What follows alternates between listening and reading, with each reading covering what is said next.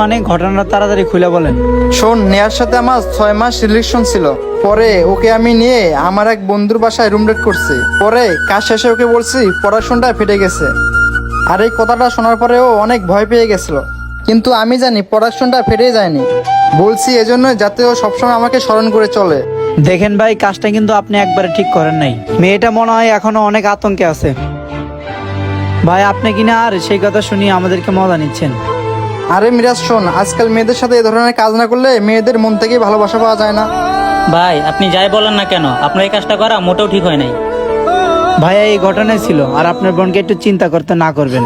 মিরাজ, তোমাকে অসংখ্য ধন্যবাদ এরকম একটা ঘটনা আমার সাথে শেয়ার করার জন্য। শোনো মিরাজ, তোমাকে আর একটি কথা বলে, আমার যখন তোমাকে দরকার পড়বে তোমাকে খবর দিলে তুমি চলে এসো। আচ্ছা ভাইয়া, কোনো টেনশন করবেন না, আমি ঠিক মতো চলে আসবো। এখন বুঝতে পারলি বোন, এই ছিল ঘটনা।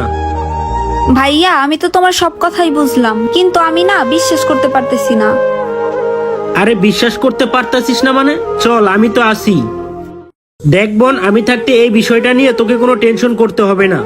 আরাও ভাইয়া, তাহলে যে এতদিন বমি হইতেছিল, পেটে ব্যথা করতেছিল, তাহলে কি সবকিছু মিথ্যে ছিল?